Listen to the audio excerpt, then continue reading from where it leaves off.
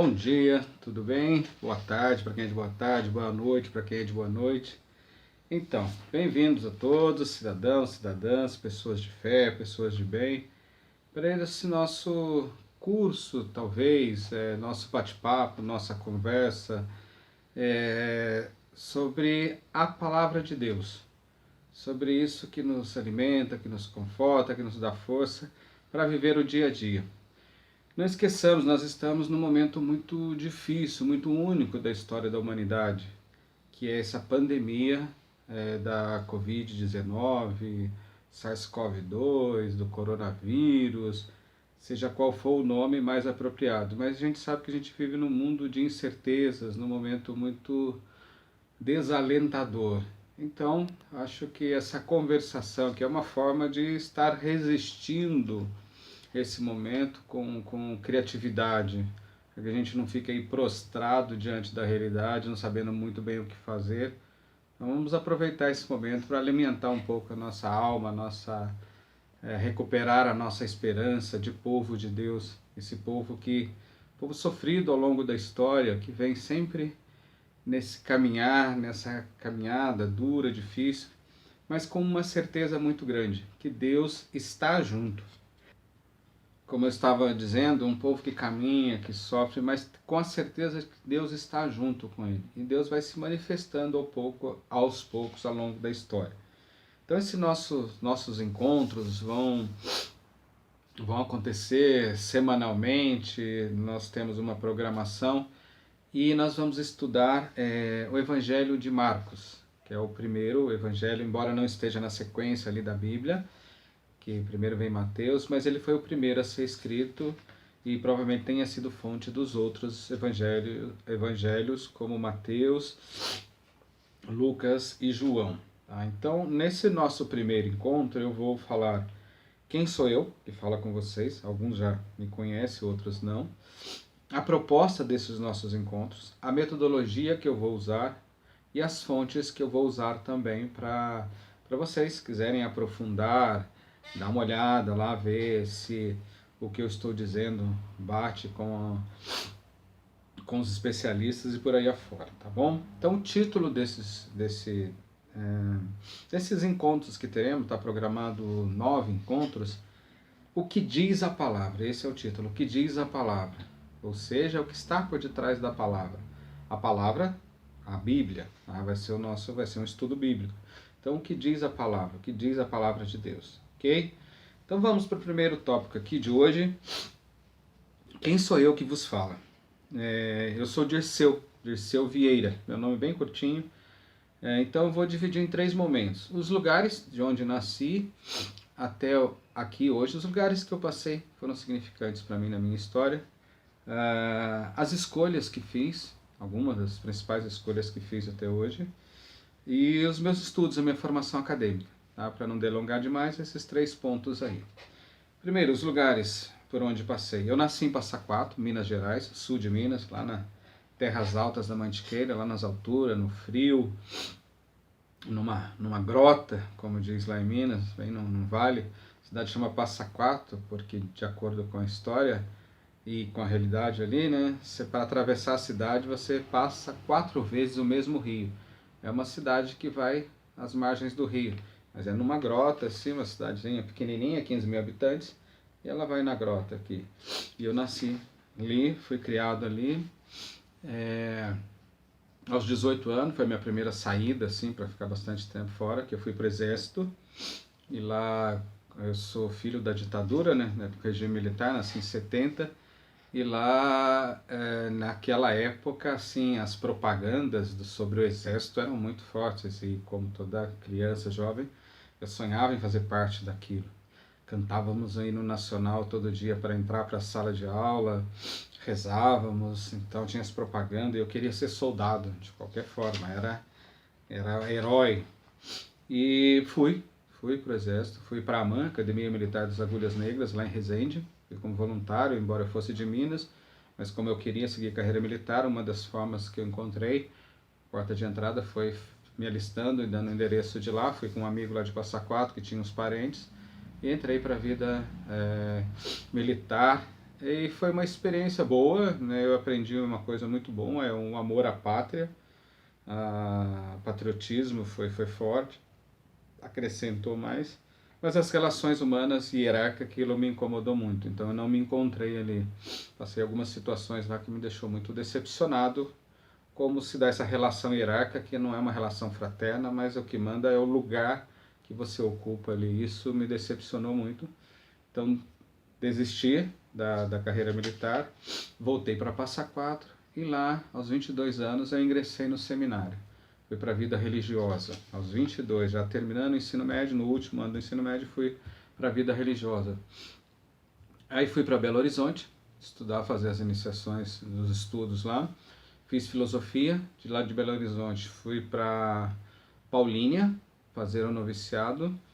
Fiz o noviciado fui para São Paulo, para eu comecei a teologia, e aí sim, foi um amor à primeira vista.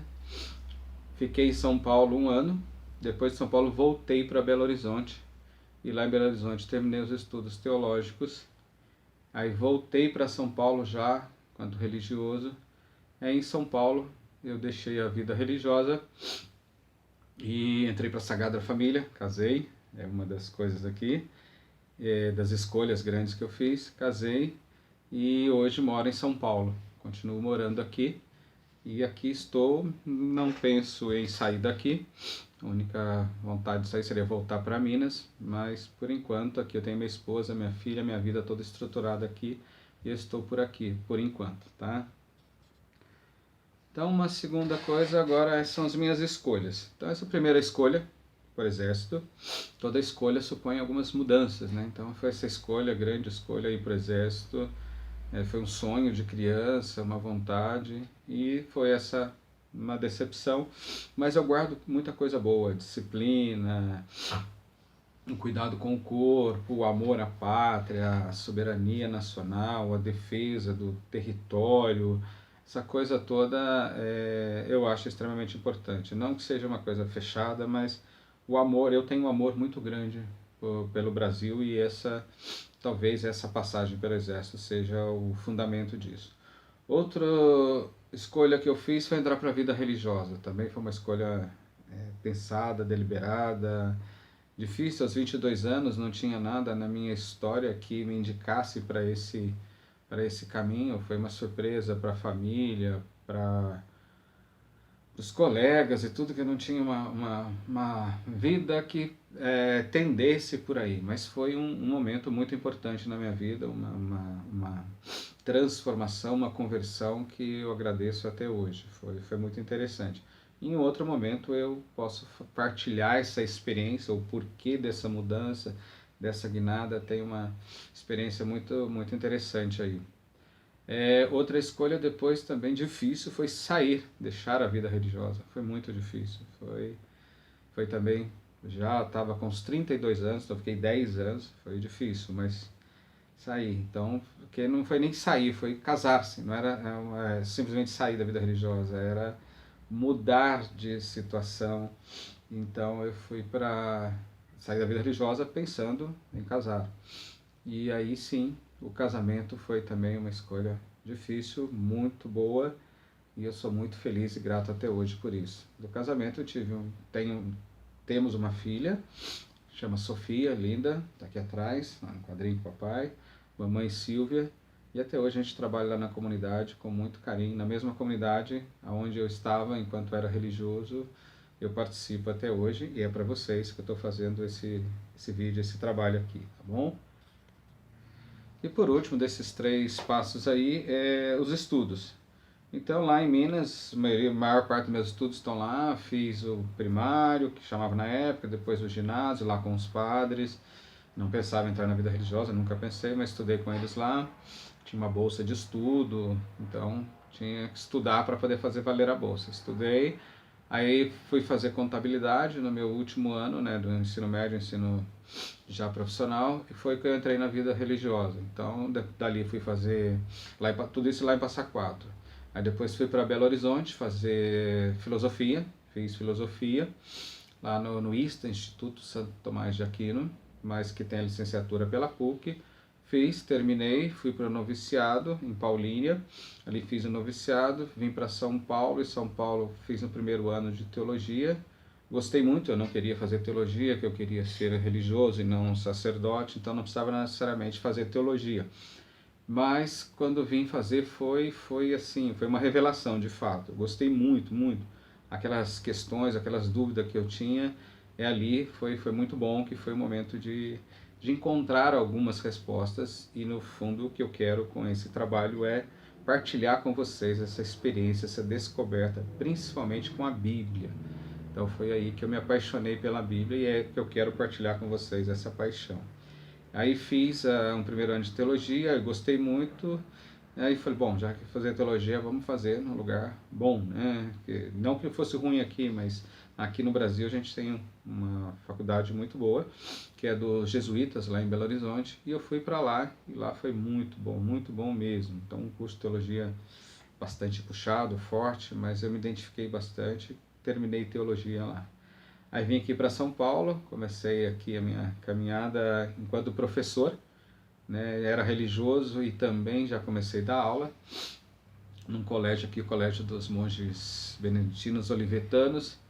E aí eu deixei a vida religiosa, como já disse para vocês, queria estudar mais, aí fui aqui para a USP, Universidade de São Paulo, fui fazer filologia portuguesa, mas é um mestrado na língua portuguesa. É muito parecido com exegese bíblica. Então, para mim foi muito bom. Eu queria fazer exegese bíblica quando estava na vida religiosa, mas deixei a vida religiosa e continuei caminhando, que foi fazer a filologia. É muito parecido com exegese bíblica, só que na língua portuguesa. Mas isso me deu muitas ferramentas para que eu possa fazer esse trabalho com a Bíblia que a gente vai fazer aqui junto. Então, aí eu fiz o mestrado aqui, terminei o mestrado e sou professor até hoje de filosofia, sociologia, ensino religioso, metodologia de estudo científico, filosofia da educação na faculdade, para terceira idade, e trabalhando nessa área. E quero ajudá-los agora a gente fazer esses estudos bíblicos com essas chaves de leitura. O que diz a palavra? Isso é o estudo da filologia, ok? Então vamos lá, na nossa sequência aqui falta eu falar agora um pouco sobre a proposta, essa proposta desse trabalho, a metodologia que eu vou usar e as fontes que eu estou usando. Proposta do trabalho. Então, o título que diz a palavra. No fundo, foi pedido para eu fizesse com vocês, foi pedido do Padre Luiz Henrique, da Paróquia Belo Ramo, nesse tempo que estamos aí de quarentena, que a gente possa também alimentar a nossa espiritualidade. Então, no fundo, o que eu quero ajudá-los nisso seria o que diz a palavra. Então, são ferramentas, chaves de leitura, ferramentas para que vocês possam ler a palavra de Deus e compreender mais. É lógico, quem ilumina é o Espírito Santo, mas é o Espírito Santo também que nos ajuda no discernimento, do conhecimento, que um dos dons do Espírito Santo, esse dom da inteligência, do conhecimento. Então, ajudá-los nisso, dar ferramentas para que vocês autonomia,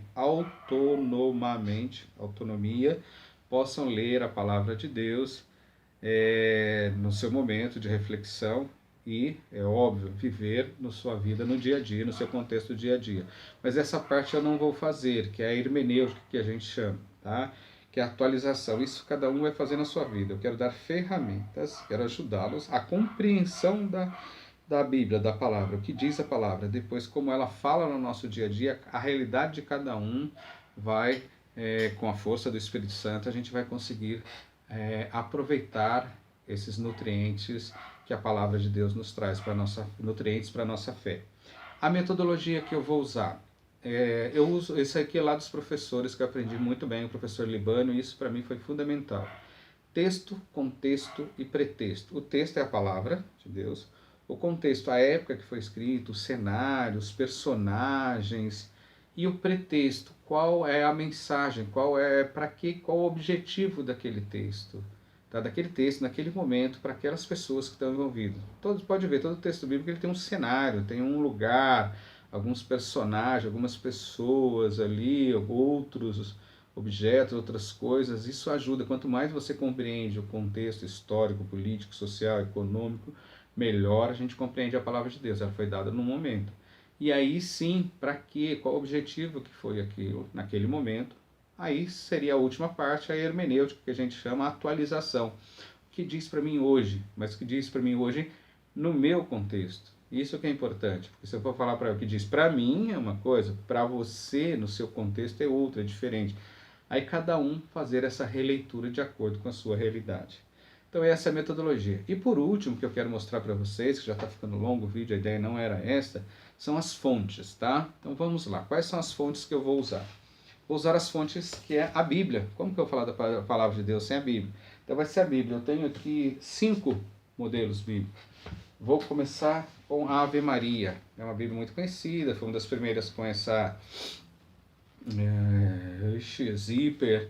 Então a Ave Maria, que é muito usada, foi uma das primeiras Bíblias, assim, foi mais popularizada. Temos essa aqui muito conhecida, né, edição pastoral da Bíblia, que se usa muito, inclusive na paróquia Belo Ramo, da onde estamos originando essa ideia. Se usa lá. Essa aqui, por exemplo, eu ganhei no meu curso de noivo, né, que a gente fez, eu para minha esposa, muito, a gente usa muito. Temos a Bíblia de Jerusalém. É uma tradução, tem a linguagem original, a Jerusalém tem a escola bíblica, é em francês, e do francês traduzido para o português. Então a gente vê que aí é questionável algumas coisas por conta de ser uma tradução da tradução. Mas é uma Bíblia de estudo, onde tem o texto e tem os comentários, muito boa e muito usada. Temos aqui uma Bíblia que chama TEB, Tradução Ecumênica da Bíblia. Por várias religiões, né, religiões do cristianismo. Então teve essa edição para evangélicos, protestantes, católicos e judeus. Então fizeram direto dos escritos originais, cada um na sua língua, e traduzida para o português. Mas também não é a tradução direta do português das línguas originais para o português. Aqui sim tem uma Bíblia que eu gosto muito. Quando estudava teologia, um dos meus professores fazia parte do projeto disso aqui.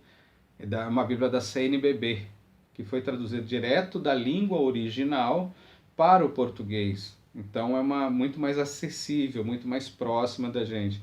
Porque a coordenação dele, eu lembro que ele coordenava esse trabalho, para tornar mais próxima, a língua mais próxima da gente, a tradução mais próxima, mais próxima da realidade, com as palavras que a gente está mais acostumado no dia a dia. E também um dicionário bíblico que eu vou usar, porque é bom por causa daquelas palavrinhas, fariseus, saduceus, o filho do homem, o filho de Deus. Aí tem aqui várias verbetes que ajuda muito nessa leitura, o que diz a palavra. E é lógico, a internet, vou usar aqui especificamente uma fonte, que é um site chamado fiquefirme.com.br, que ele é muito bom, e ele tem estudos de Marcos, onde eu vou procurar, tem estudos assim, dá para aprofundar muito mais quem quiser. Então é fiquefirme.com.br, é um ótimo título, muito sugestivo, por sinal. Então são esse nosso primeiro encontro, esse nosso primeiro dia, para a gente ter uma noção por onde vamos caminhar. Aí depois nos próximos encontros eu vou fazer no primeiro dia, no segundo dia, aliás, no primeiro, já entrando no texto, a introdução, que é o primeiro capítulo ali, para quem foi escrito, toda uma estrutura do Evangelho de Marcos, e depois nós vamos por partes. Eu vou dividir, são 2 grandes partes do Evangelho. Ele está querendo responder quem é Jesus. No primeiro momento, Jesus é o Messias. Que Messias é esse? E no segundo momento, Jesus é o Filho de Deus, o Filho do homem. Que tipo de Messias é Jesus? Então é uma aproximação, é uma chave de leitura esse instrumento para a gente. Tá joia? Espero que a gente faça uma boa caminhada. Aí depois terá um momento de live para a gente fazer uma videoconferência, responder algumas perguntas. Eu estou muito feliz de estar partilhando com vocês isso. Pessoas que eu conheci nesses lugares por onde passei, conheci pessoas muito maravilhosas, pessoas muito importantes na minha vida, fazem parte da minha história até hoje. Então aguardo vocês com muito carinho, com muito amor, para a gente fazer esse momento de partilha. Muito obrigado e que Deus esteja sempre conosco. Amém.